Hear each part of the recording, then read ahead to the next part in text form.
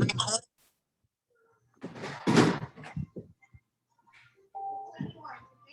gonna be on a conference call, okay?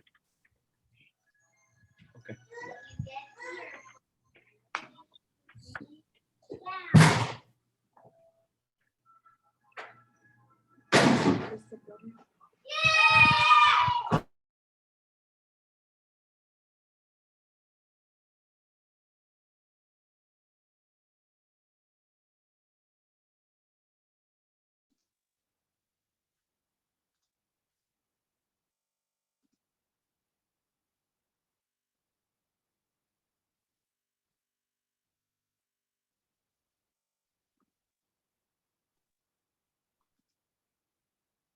All right, let's get started. Welcome, everybody. We are glad you're here in the height of summertime ministry. If your church is like ours right now, the summer post-COVID, everybody is traveling, everybody is gone. You think you have a church, you're not quite sure, but they're out there. They're all over the world doing what they're going to be doing. And then eventually, middle of August, people will start reappearing and saying, Pastor, I'm so glad I've been part of this church for the last 2 years. And you'll be like, who are you?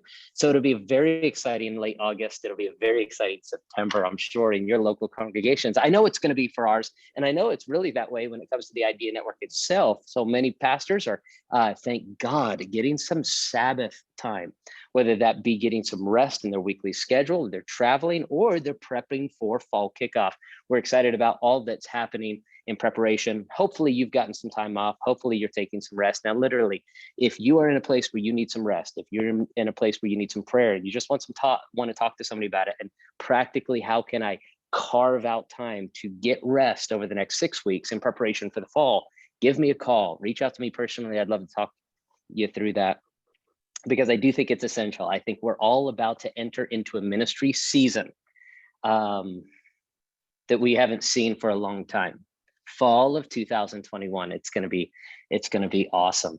And I'm excited about it. Hope you are too. Today, we're going to be talking about connecting Fringe attenders through special events. Last week, we talked about start with the why. Why exactly am I doing this special event? Okay, fantastic. Today, we're going to narrow in. We're going to drill down. We're going to unpack. How many metaphors can I give that are too trite? This one particular concept. If I'm going to have a special event, if it's for the purpose of connecting Fringe attenders, what am I doing there? And we're going to address that in just a moment. Before we do, I want to open up in a word of prayer and ask God to bless this time of discussion and roundtable. Brian, I'd love you to open up in a word of prayer for us. Thank God for the opportunity to meet and just beseech God on our behalf. Thanks, Brian. Yes. Father, we come before you today, and we are so thankful for your goodness to us and the provisions that you have given. I do pray that you'd be with the many that are dealing with illness and disease and so forth, and many even within the group that are dealing with health issues themselves. I pray that you would just give strength and give healing and even encourage their hearts and their minds. We think of Logan Liuzzo, Lord, and the battle that is taking place there. And we pray that you would encourage that family and strengthen them, continue to be with the doctors and give them wisdom as they deal with typing all of these things out and figuring out what the best course of action is. Well, we pray that you bless our time together today as we endeavor to tie in those that are always on the fringes and don't seem to ever quite get in. I pray that you would help us, Lord, to be able to reach them for your honor and your glory, to see them become what you would have them to be. In your name we pray. Amen. Amen. Kylie. Okay, you guys are doing a great job of putting your names down in the chat. Please continue to do that, especially if you are a staff or an assistant pastor. We may not know which member you're associated with. So if you could put that down in the chat, that would help us so much. The name of your charter member or the name of your church and location and all that. That would be extremely helpful. Also, everyone who's here, remember you can invite your staff and your ministry team to these roundtables. You as the charter member are able to invite your team to come and be a part of this as well. So take advantage of that. I know Mike Grover generally has his interns on, which is a great way to utilize this resource. it can be for everyone in your ministry. And so they can all be a part, and everyone has a different perspective. And so when you all get around a table, you kind of each come away with something different, and that can maximize the opportunity that you have by being a part of this roundtable. So last week, our challenge winner was Dennis Fountain. So congratulations to him. $25 merch card. So he'll probably show up with a new mug or a t-shirt or hat or something. So our Idea Talks podcast 100th episode is coming up very soon. And we're celebrating this. It's a milestone. And so one way that we're wanting to just commemorate the event is by having some voice recordings from some of the listeners. I sent out an email. You guys may have actually gotten that already, which goes through this as well, gives some ideas of maybe how you could participate.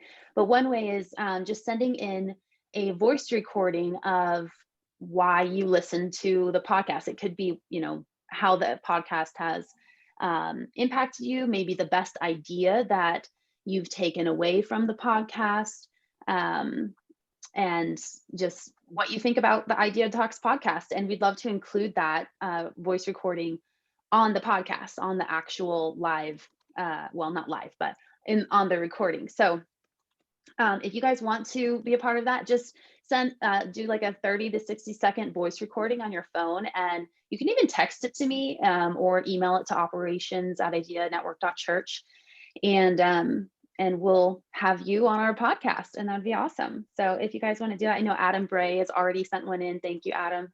But we'd love to have more of you guys on that too, if you would like. And then next week is our second Idea Night host training session. So I know a lot of you charter members are actually also Idea Night hosts, which is great. And so that is next Tuesday, just an hour right before this meeting. So have your eye out for that. We'll send out another email and reminder about that. But if you're not an Idea Night host and you're still thinking about it, just reach out to me. We'd love to have you in that meeting as well. So that's all I have, Pastor Josh, for your session. Absolutely. Am I unmuted? Yes. Fantastic. So what Kylie said about helping us with the 100th episode, that would really help. A 30 to 60 second just bit that you could put together, email that or text that over. That's really helpful. Why? Because we're really attempting to help assimilate in closer proximity inside of the network, the nearly 2,000 listeners we have, to say, okay, this is all that you can get involved with here at the network. And we'd love for them to get involved either in the membership or just come to one of the events. That would be a great help if you'd help us with that. Also, next week, by the way, before I get into content, next week, 1 hour early before this roundtable is going to be a Idea Night training seminar. Now, if you're hosting, make sure you're there. I'm going to be talking about specifically how you can best produce a great Idea Night coming up here in September. If you're interested in hosting, Kylie, I'd love for them to reach out to you. If you're interested, yeah, I'm not going to be able to do it this year, or maybe I want to do it this year, but I'd like to know a little bit. Come, get the link from Kylie, come an hour early. We're going to talk about the Idea Night. We're going to be in 45 locations all over the country. It's going to be a great event, and we want to train you a little bit more. I'm going to be talking specifically at that, but this is not what that session is. I'm going to take the next 10 minutes and I'm going to walk us through specifically connecting the Fringe attender through special events. We all have them, no matter what church you're a part of, no matter what church you're watching, no matter what church from a distance you're looking at, and you're thinking to yourself, man, they've got it all together. I mean, that church is dynamic, on fire. All of the Christians, they pray every day, and all of the Christians, they're on fire for Jesus. And look at how they all just love God and they're discipling people. The fact is, we all have them. Non-members, non-serving, non-giving, non-small group, people who like our church, but they would say they love our church, and they love our church so much they come every other month once, and they call you pastor and they think you're great, or they come every single week. Some of them come every week. They come 3 or 4 times a month, and they'll sit maybe in the back. They're just not engaged. And your heart is for them. You want them to be engaged. Why? Because you understand the reality is that they are not going to clearly follow Christ as much as they could if they're not engaged in the local congregation. And so you're trying to turn an observer into a participant. How do we do this? Okay, there are many ways to do this. Obviously, the main way is discipleship, but how do you connect them in an intentional, specific way? We're going to talk about using special events. So how do you use special events? We've got just 5 ways I want to share. Number 1, here's a few ideas. You've got to think specialized special events. What do you mean specialized special events? Some of this is going to be obvious as I begin, but it's all building to a concept, and that is men's events, women's events, teens events, MOPS. You know, MOPS across the country was huge the last decade. I'm telling you, it can have a comeback. MOPS, that's mothers of preschoolers. You're looking for specific segments within our society, people who already identify themselves in a particular life stage or group, and they think there's nothing for me in this community. There's nothing for me. Seniors, we're talking about blue collar, we're talking about white collar. You know, different events speak to different kinds of people. Have you ever tried to do a men's retreat? That's a special event. You ever tried to do a men's retreat and you get up front and you try to speak manly? Some of us have to try to speak manly. Some of us naturally do, like Justin Reed, right? It's easy for you, but for some of us, we have to put on our manly voice. We're like, come out to the men's retreat. We're gonna eat meat and shoot guns and paint, blah, blah, blah, blah, right? And you know, that's awesome. It actually really does reach a certain segment, but not all men, not all men. The question is, how are you reaching the others? There's some white collar people in there. There's some accountants, there's some retirees, there's some people that would never come to a men's retreat to go shooting and eating guns, and eating quail is not that big of a deal to them. So the question is, like, what specific event do you have that's reaching those individuals? So number 1, you have to think specialized. Really, literally, depending on the size of your church, you're not just thinking of a type of individual, you're thinking of an individual. So you have a doctor that starts coming to your church and you're like, why don't they come to anything else that our church does? And the answer might be because there's no event that necessarily speaks to them. They only come because they like you and your preaching, or they only come because they like somebody who invited them, or whatever it might be. So how can you connect them? Specialized events do that. This is why the men's cookouts have worked traditionally, or a ladies' tea, or whatever that might be. But yeah, that's what you're looking for. Number 1, think specialized. Number 2, get creative. Get creative in 4 different categories. I'll just throw out a few ideas here. Traditional events are things like retreats. If you've never asked why, like we talked about last week, I was not part of that conversation, but I understand the concept. If you've never asked why do we do retreats, but then you begin to cancel everything that you don't understand why, maybe what you need to do is ask, okay, why exactly do I do a men's retreat, a couples retreat, a ladies retreat? Is the only purpose of a men's retreat to help men only walk with Jesus? Or is the purpose of a men's retreat to get them to walk with Jesus in community with other men, so that they build relationships that will establish for the months to come? So you're getting creative with traditional events like like retreats, like picnics, like camps. I mean, a picnic is it's a traditional concept that goes back 200 years in the United States. You come to church, you have a picnic. And why? Because here's somebody that's already there on Sunday. They want to be involved, but they don't know anybody, and you're giving them opportunity to do so. People might say, well, in today's modern age, we don't have a need to do this as much. People are busy. I would say we even more so have a need to do these kind of things because people are busy. They think of church as a one-stop shop once a week where they, for an hour, can get their spiritual enlightenment and entertainment and get out of there. So think of specialized events that may attract them: Super Bowl parties, movie nights, study tours, missions trips, skiing. I mentioned study tours. Study tours like going to Israel. You think, I can't go to Israel. We don't do trips to Israel. Our buddy Kurt Skelly does trips to Israel. But you think to yourself, man, I could never do something like that. You really could. You gather together 10 people that are not necessarily blue collar. I'm telling you, I had a pastor friend of mine, Brett Armstrong. He's part of the network. He said to me years ago, he said, you know, there's a certain type of man who's going to go to men's retreat. And there's a certain type of man who's going to go to Israel. He said, you need to go to the men's retreat with those men and sleep in the dorm and hear them snore and get up and you eat meat and you go shoot guns. And then there's a certain type of person who'll spend $4,000 on a trip to Israel without blinking an eye. You need to go there too. And then you need to go to camp with your teenagers. The point is, the same thing that happens at camp with teenagers is the same thing that happens at men's retreat with men, is the same thing that happens with a white collar person going to Israel. You're bonding with them over things they're interested in. You're developing and deepening that relationship. This is what happens with missions trips. Now, missions trip is cool because a missions trip speaks to any socioeconomic class. We can all help as Americans because we're all wealthier than the rest of the world, go out and reach those that need help. Little skiing trips, camping trips, whatever it might be. These are traditional events. Then there's also the concept under Get Creative of special events. We're talking about, excuse me, not special events, service events, talking about serving at the homeless shelter, having Christmas wrapping, going downtown in a specific nice area and setting up tables, free Christmas wrapping once you get permission from the stores around or whatever it might be, charity golf events, whatever those kind of things that you might have in your community. Those service events, you know, going to the community and painting the graffiti off the walls once you've got permission from the city council. These kind of things are easy to announce within your congregation and say, man, we're going to go do this together. And suddenly there are these people who say, man, I don't want to go to somebody's picnic. I don't want to go to somebody's barbecue at their house, but I definitely want to go paint a wall. And now suddenly they're coming, and there's two benefits. Number one, you're a witness to the community because love shares, but you're also now engaging with them, and they're part of Southern Hills. They're part of whatever your church name is, and they're wearing your t-shirt and they're branded with your church, and you're connecting them. We're talking about getting creative with special events, service events. How about churchy events?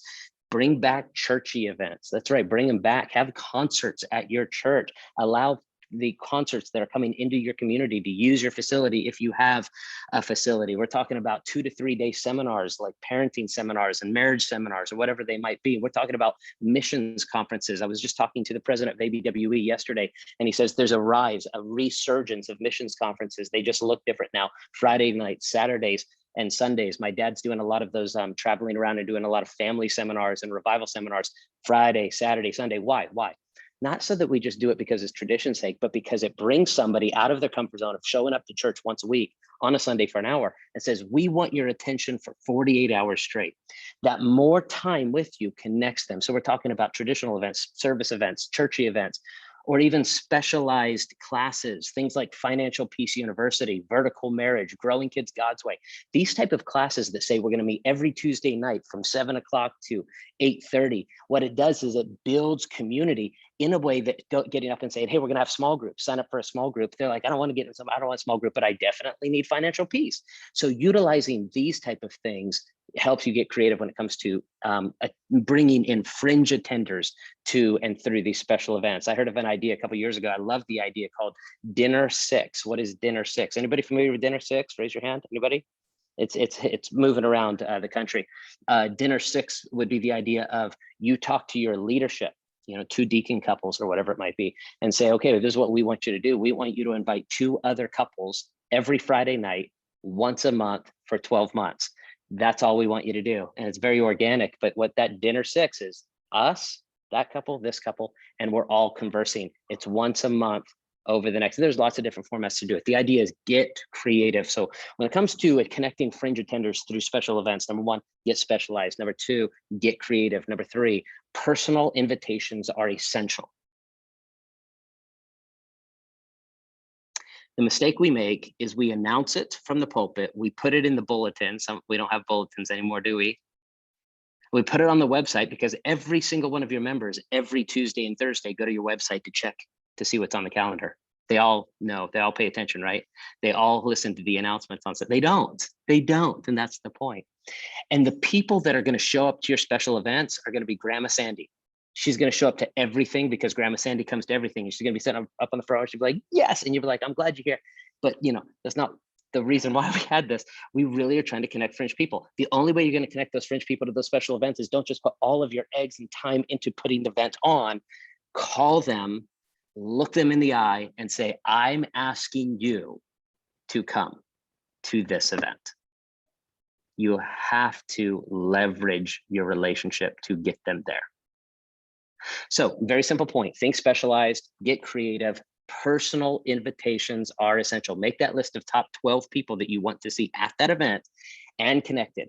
Jack is not connected. Sally's not connected. I want them to connect. So personally invite. Number 4 here, number 4, strategically play matchmaker. After you know that so-and-so is going to come, and finally, man, I've been waiting, that couple, they both work at Chick-fil-A and they've been coming, they're young couple, they're excited. And I want to bring them into the church. Fantastic. Invite them to a special event and then get 2 other young couples that are deeply connected to your church. And play matchmaker. Let them know. Say, hey, here's Dean and Jill, and Dean and Jill, they're coming to the church for the last 3 months. They don't know anybody. And we're going to have this Super Bowl party. I want you guys and you guys, I want you guys to target them, and I want you to sit with them. I want you to talk with them, and I want you to befriend them. And look, pal, I want you to get his phone number before you go. And listen, sweetie, I want you to, don't call him sweetie, that you'll get canceled. I want you to get her phone number, and I want you to be friends. And what you're doing is you're putting, by the way, the older you get, the more do you see these young people like it kids. I'm looking at these people in their 20s, and I'm like, they're children, and realize that that's how old people get. We're getting old. So the whole goal is to play matchmaker. Youth ministers know this. Why do we as pastors not know this? Youth ministers know that if I really want to connect that 15-year-old to the other 15-year-olds, then I'm going to make sure they sit together on the bus and they're going to be in the same cabin together at camp. Come on, we've got to be better than these youth pastors, right? We've got to learn from our youth pastors, and we can do the exact same thing with Dr. Shepherd over here. Dr. Shepherd, what am I watching? Lost? What is it? Jack Shepherd on? But here, you connect that doctor with the other doctor, and they should know each other. See, this is the idea. So get intentional and strategically play matchmaker. Here's the last thought. Follow up with a coffee appointment. Follow up with a coffee appointment. After the event, if you really want to connect them, don't hope and it happens organically. You want to know what happens organically? What happens supernaturally? And supernaturally, God called you to connect them. So what you should do is supernaturally, organically call them and say, hey, I'm so glad you came to the men's retreat. I want to go to coffee and talk about how we can make it better. Every dude in America wants to have their opinion heard, to be like, I really want to hear from you about how we can make it better. And the whole point is you're going out, yes, to hear about how the men's retreat can be better, but you really want to know, who did you connect with? Who did you connect with? And then at that coffee appointment, invite 1 or 2 people you saw him connecting with. It's building relationships. The way to get to 100 is build 100 friendships and leverage those relationships to get them to church. The way to build beyond 100 people is to make sure those people become friends with everybody else and not just with you. So 3 questions we want you to discuss in your roundtables. We're about to break out into roundtables. Number 1, what kind of event would you likely reach? What kind of event would more likely reach an introvert? What kind of an event would more likely reach an extrovert? There's certain events that you might put on that really reach the introvert. Which one? What about the extrovert? Number 2, share with the group the most effective special event that you've seen actually connect Fringe attenders. Something you've done, something somebody else has done. You've seen it, you know it works. This is where we're going to get outside the box and share our ideas. Number 3, share an idea for an event that you've always wanted to try but haven't yet hosted. You're like, man, here's an idea I've always wanted to try, but I haven't done it because I want somebody else to do it, and then them fail, and then I'll watch them fail. Number 4, last question. What events might need to be trashed in your calendar? You don't just pack a calendar. Some people want to pack the court. You, as pastors, pack the calendar. What events might need to be canceled? What events might need to be redeemed if they become more about connecting Fringe attenders? You might have some events you don't need to cancel for 2022. You might have some events you're like, let's do that, but this is the purpose of the event now. It's no longer this, it's connecting Fringe attenders. All right, Kylie's going to break us up.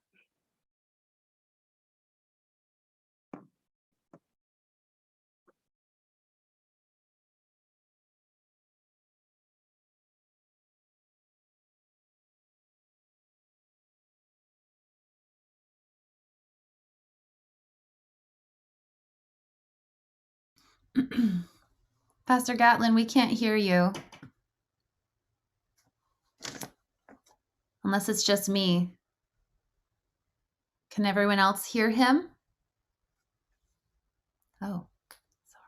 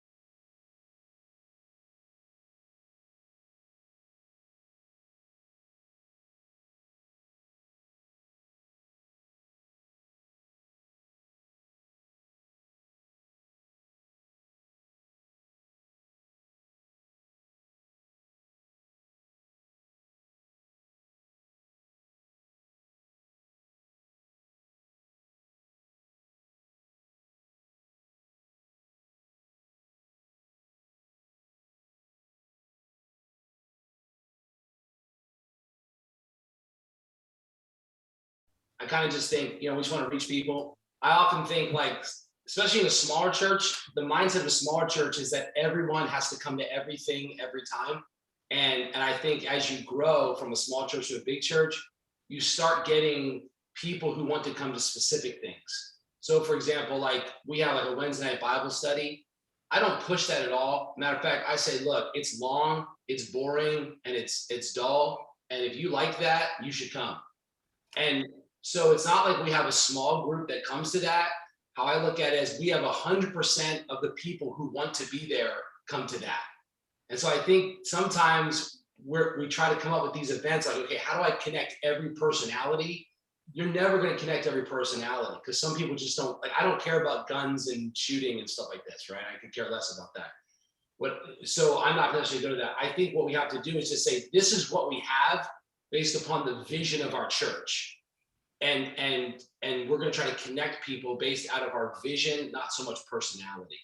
And so I think there are some people that just won't connect, and that's okay, because I think they may not connect to the event, but as long as you're connecting to them, I think they're getting connected. This is my thoughts.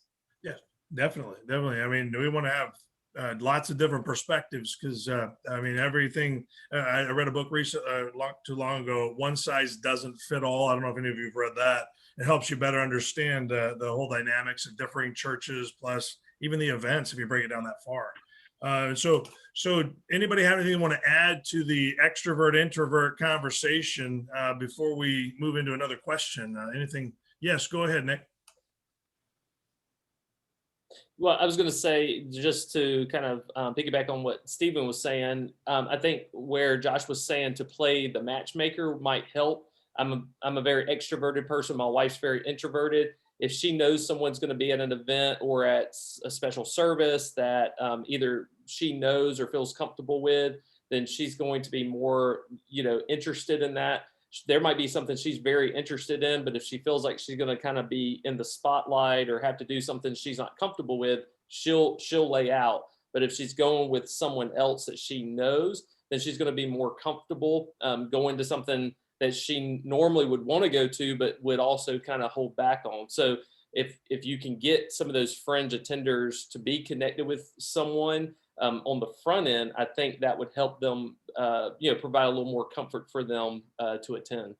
Yeah, and that would also kind of bridge the two concepts of trying to find something that fits personality type versus the whole idea of having your church vision, and this is what we have.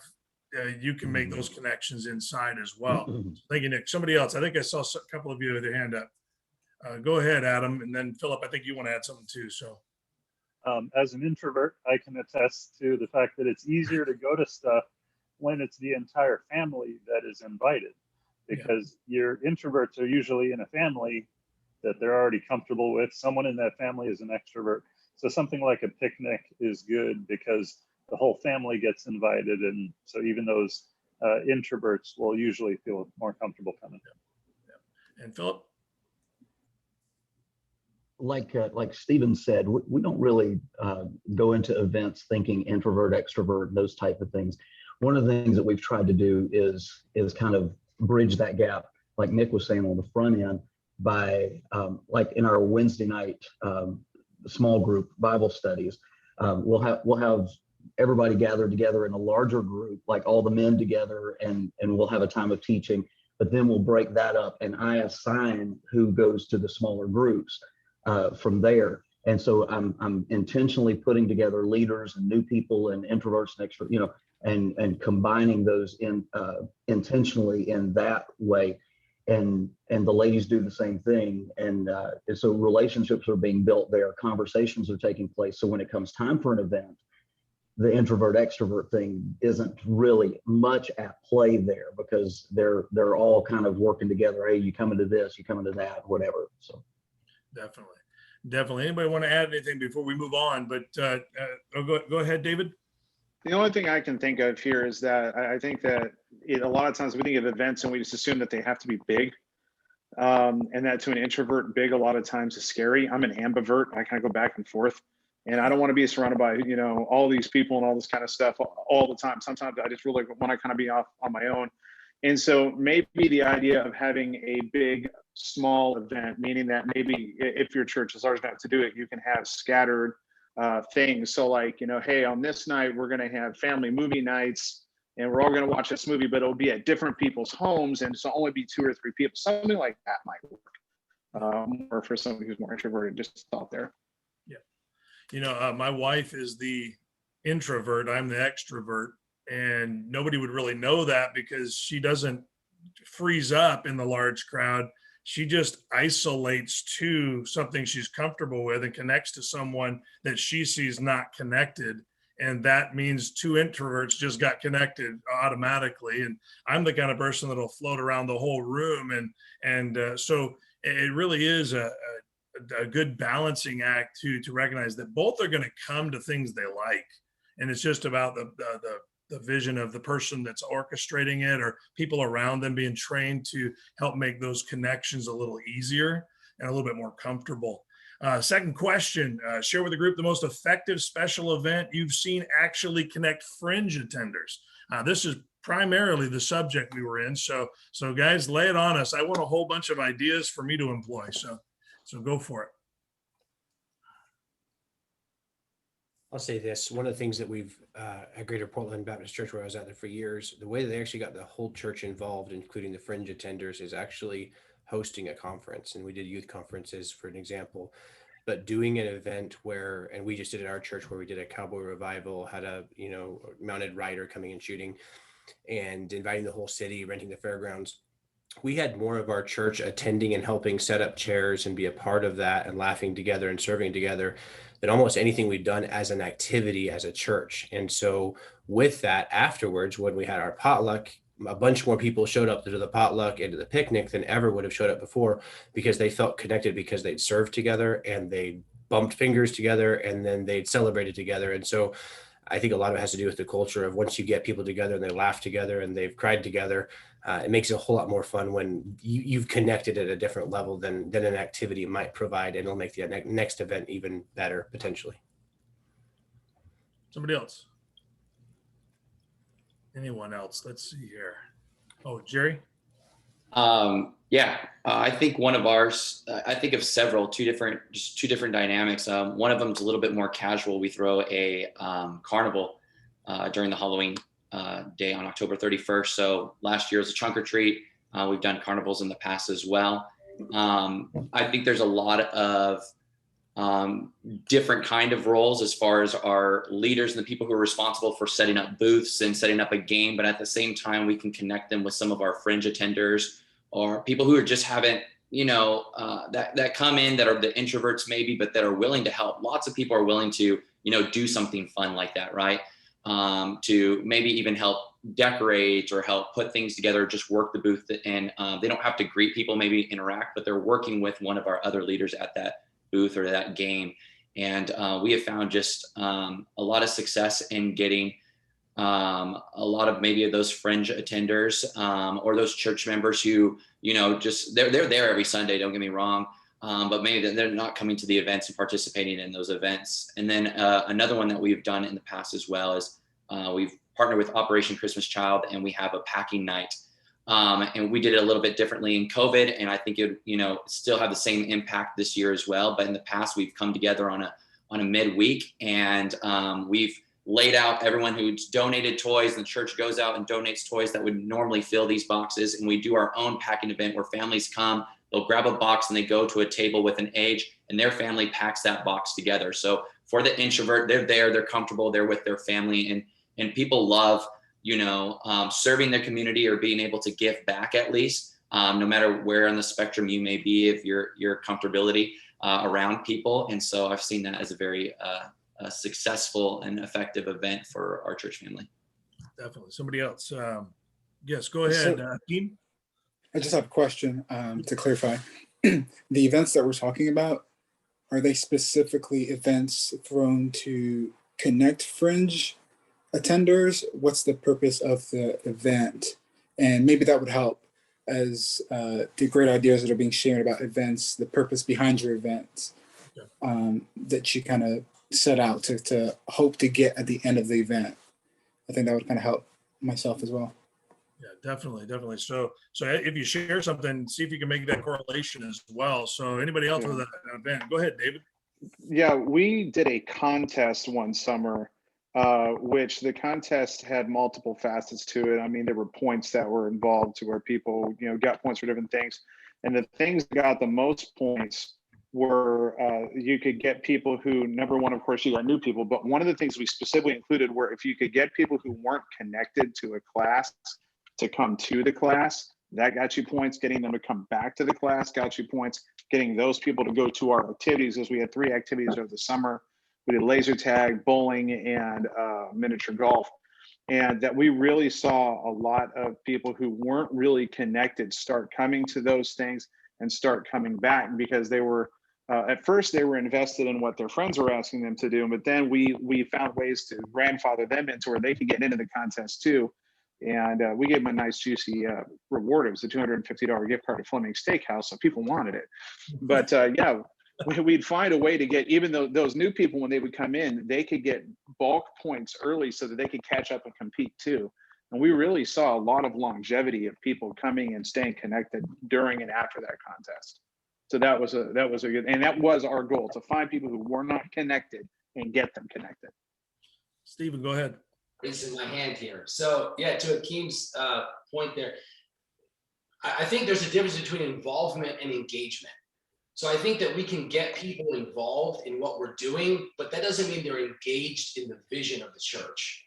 And so what we try to do here is we try to have events that are centered around the vision of the church. So that if we have someone that's like attending our church, we're involving them in the event to ultimately engage them in the vision, so that at the end of the event, when they go, man, that was great, that was awesome, I can say to them, yeah, this is what we're all about here at Heritage. We're about engaging our community. That's why we have our vision. You should join us for a step 1 class where we talk all about our vision and how you can get more involved. And so I think if the goal is just involvement, I think we can get people involved. But that doesn't mean we're getting people engaged. I think ultimately the goal has to be that we have events where we involve people that ultimately shows them the vision of the church in action, so that we can encourage them to get engaged in the vision. So because like for me, I would look at a man who would come to like a trunk or treat, we've had those, and if he helped at a trunk or treat, I wouldn't say he's like connected because he helped out at the trunk or treat.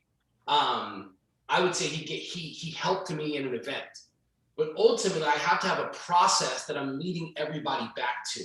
And that process is ultimately what's going to connect them long term. I think we can involve people in the short term with the goal to engage them for the long term. Because ultimately, we can't just have people that are coming to our church that are just hanging on for the next special event coming up.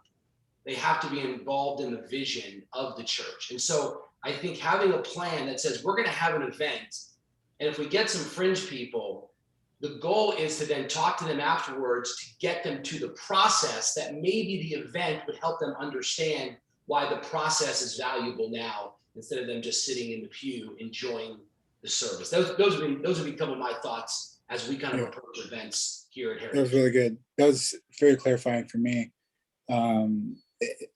To add to that, so we don't have many events at our church, maybe primarily because we're a church plant, but we have vision-driven events, I guess you could say. And so like the one event that we have is what we would call Activate.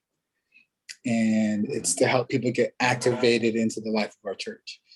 And so every person, whether you're a fringe or you've been attending for 6 months to a year and you have not engaged, as Steve said, we want to get you to Activate, which can help get them activated into the life of the vision of our church, which is like a once a month event that we would do in our building. Yeah, definitely.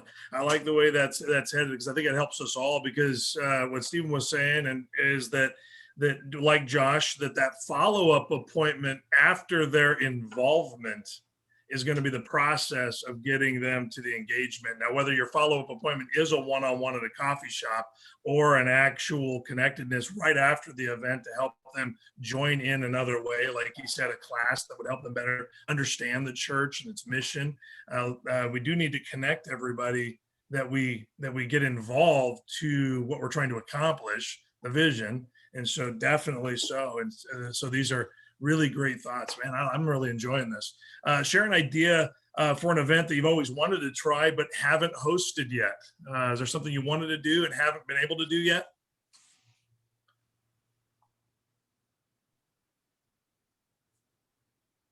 Anyone? We try every idea that I come up with. So I love that. There's the smart move. You know what we wanted for a long time to have that mental health awareness, and the February before COVID shutdowns, we got it in, and I think that it was perfectly timed. We were surprised at the connectedness and how many people came out of the woodwork really to be a part of that. It wasn't the most widely attended, but it definitely had the attendance of those that we didn't even realize.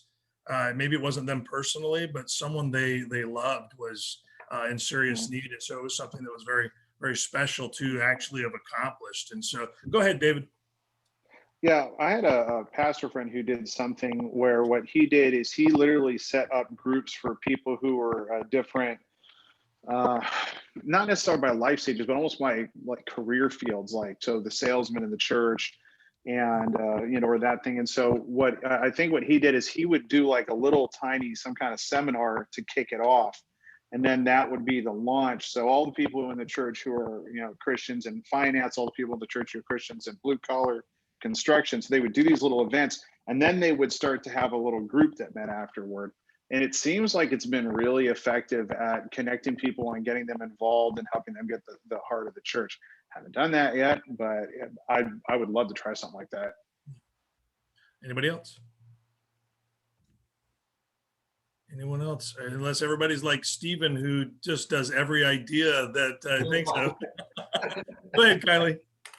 So I actually had a comment for the last question, but Yes. as far as like engagement goes, I think one of the things that really is a catalyst for any event and getting the fringe attenders engaged is it almost doesn't matter what the event is or what the activity is. The thing that gets people most engaged is other people.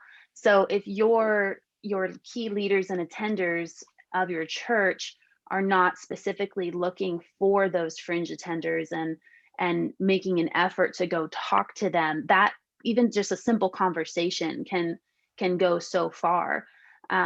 So maybe even could work it into a sermon series or within your small group curriculum or a specific initiative right before, if you're having like a community event or even a church event, a challenge to go out to the small group leaders, the deacons, and really the church as a whole, of specifically, hey, the purpose of this event is to get the people who need to be engaged, whether that's the first time attender who's coming to this specific event at the park or at the church, or the attender who's come and always sits in the back and doesn't talk to anyone. Like it challenging them to specifically look for those people and have the conversations. Because if someone shows up and no one talks to them, maybe they're the introvert who can't initiate the conversation, but they want a conversation, but no one does, then it's like, I don't belong here. I'm not connected here. So having your leadership and your church challenged to specifically have those conversations, I think would be the most engagement possible, regardless of the activity. Definitely. That's important for every church that we're encouraging others, not just us, because I don't know if you found this difficult, but even on a Sunday morning, we're not a big church. We had, I think, 96 total living souls on the property last Sunday, but I couldn't get to everyone because there were 3 or 4 people that get to me before I can get to the door to get to those people, or they take the children's ministry exit and I can't get to them before they're out in their cars and driving away. And so just in the normal service, I can't get to everyone. And so getting those people trained. Stephen, go ahead. Yeah, that's why I think you have to look at where you're at. I think for me, like I have a larger than life personality. I'm a complete extrovert. And what I have found in growing a church is you have to think process over personality, process over personality, so that your personality may get their attention, but your process is going to get their engagement. And so what we're trying to do every single time, we're always having conversation is about their next step, their next step. What is your next step? So everyone in our church has a next step they need to take, whether that's salvation, baptism, small group, or whatever. And so even though in a smaller church, we tend to lean upon our personalities, it's not scalable. We can't grow past our personality and our ability. So we have to implement processes, discipleship processes, assimilation processes that have to be thorough, that can work without your personality. And then the events, in my opinion, just kind of supplement and help. If your process is the events, to me, it's not gonna, you're not gonna go further faster. I think that we have to outline clear processes and say, because then every conversation is the same. So that when I tell my deacon, hey, go talk to that guy, they're not just gonna go talk to that guy and shoot the breeze and they may have the same sports team. My deacon's gonna go over there and say, hey, have you taken step 1 yet? You should take step 1 class. You should join, I think it's coming up in a couple of weeks. I'm gonna invite you to step 1. Everybody is having the same conversation because everyone knows the same next step that person needs to take. And that I think is key, especially if you're gonna lean upon your leaders to help engage somebody. You don't want them to just talk to them. There has to be some intentionality so that, to me, I think as a pastor, if I go to my step 1 class, which that's kind of like what Keith was mentioning, like activate, and I say, how did you sign up for step 1? And they say, oh, Deacon so-and-so talked to me about it. Or in my small group, they talked to me, or this guy said I should come. To me, that's the vision being brought down among the congregation. So I think it's really, really important to make sure that we're not just leaning so much on our personalities, which is easy to do in a smaller church, and really focusing on processes that help people to get engaged. So because I think a process is scalable. There's just a few thoughts there. All right, I've talked too much. I'll stop. No, you're good, Stephen. I'll tell you what you just said there. A process is scalable, but your personality is only going to be your personality. And so that process will get larger as you go. Philip, did you have something you want to add there? Yeah, I was going to say that I think that this is why these conversations are so important that we've had all along. We've talked about greeting people at the door and leading them through the assimilation process. And this right here, getting people involved in events, getting people involved in ministries, and all, that's why it always starts at the door. It starts even before the door. When people first walk in, we train our people to have a culture of assimilation and hospitality, and involving people and engaging people in the entire process all the way through. Definitely. I think Kylie gave us our alert already that we're running out of time. So let me just throw this last question out, and always remember any of the other questions are still in play the whole time. But what event might need to be trashed in your calendar, and I'll pile them both together, and what event might be redeemed if they were more about connecting Fringe attenders? So have you found yourself needing to trash an event because it just wasn't conducive to the process or whatever? Or found a way to redeem an event by readjusting it to fit the vision? You guys tell me what you've been encountering. Anyone, feel free. Maybe to get us started, I'll say this. This year, we didn't trash an event got trashed through COVID. We always had this grand Christmas event with a huge choir presentation. And what we found that event to be is something that people only come to. And it's such a chaotic night with so much of our membership involved on the stage that there wasn't very much of our membership out in the audience ready to connect people to it. And so we had to go through Christmas this past year with a totally different approach. And the atmosphere and the connectedness among the people was so much greater. Not because we thought it needed to go, it just was no longer connecting in a way that met the vision. And so it did have to be adjusted. God just adjusted it for us. I don't know if that's been your experience over time, or what you've had to do in relation to events or things like that. So guys, anything? I've got one for each. One, we used to do a thing called First Step Lunch.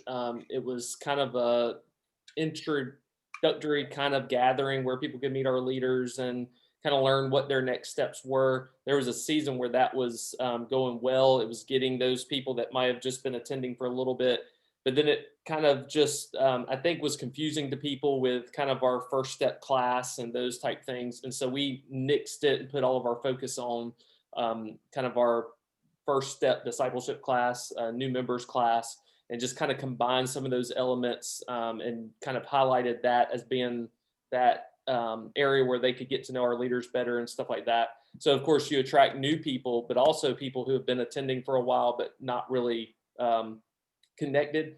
And then we want to add, and then COVID happened, and I see the time popping up here, but a monthly lunch with our senior adults, because they can kind of feel like they are on the fringes and not connected anymore in a younger church. And so that's something we're looking to, because they just don't connect like some of our younger families do. And we just haven't done that yet, but aiming for it. All right. Anyone have anything you want to add? We got, I think, 28 seconds now. This has been a great conversation. I really enjoyed listening to you guys, getting some feedback and being encouraged about the process. Involvement doesn't necessarily mean engagement. Great stuff. Yeah, go ahead, Matt. I was just gonna say one thing. I do a thing every once a quarter called Out with the Old, and where I take out the older people in our congregation just out to lunch. They're going out to lunch anyways, and it's kind of a play on words for them that they.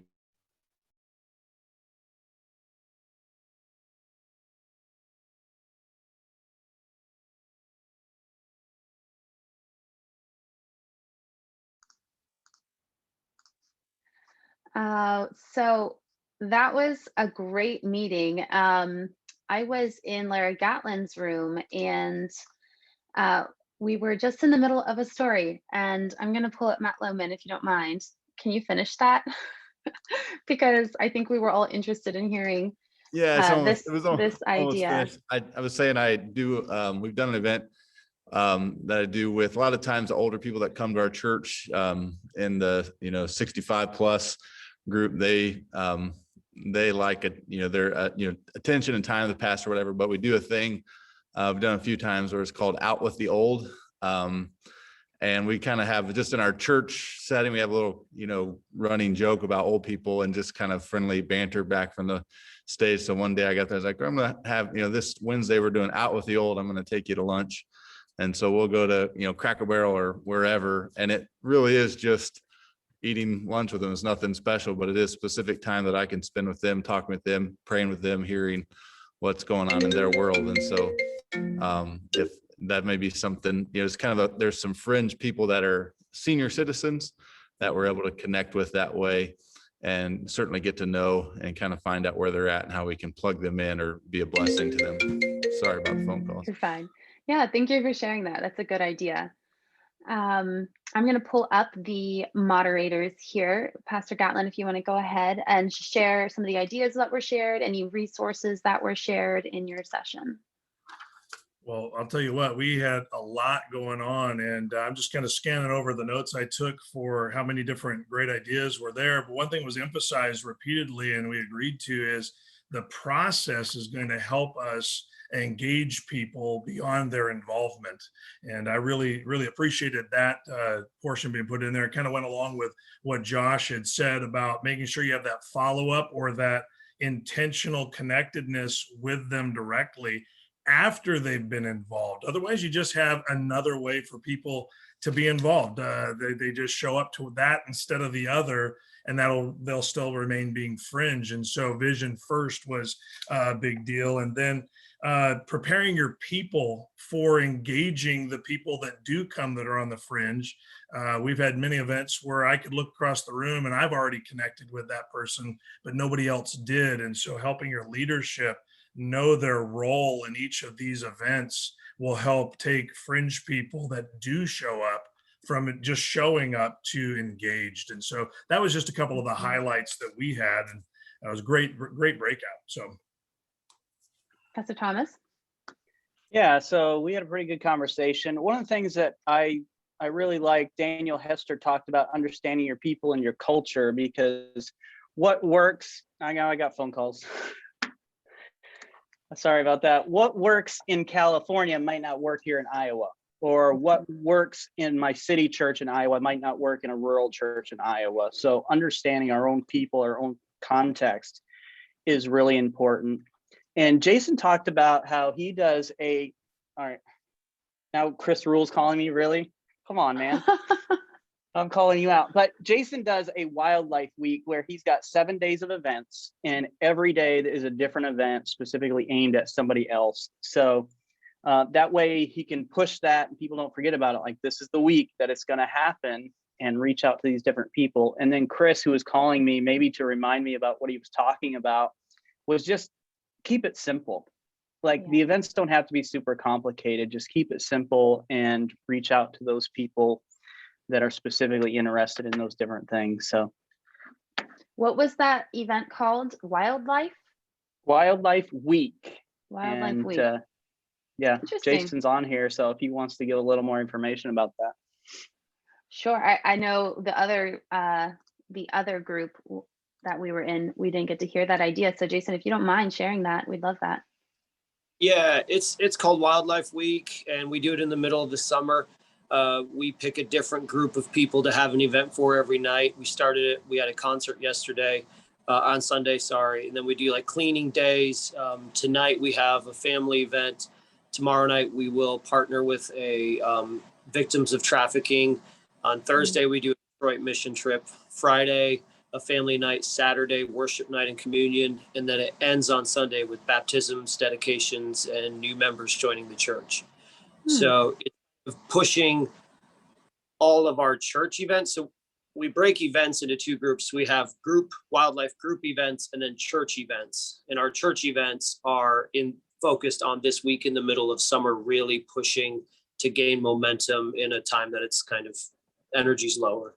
Right. Yeah, absolutely. Very cool. Thank you for sharing that. Thank you all for all of your ideas. And if anyone else has any resources specifically, I know today was more conceptual, but if you do, we always love a good resource, so share that. Simple Church was one that came to my mind by Tom Rainer. I know we shared that last week as well, but with the comment of keeping events simple, that book really is very good, and even to read over again can be good, just to help keep that mindset of it doesn't have to be complicated, and some events do need to be, put in the bin.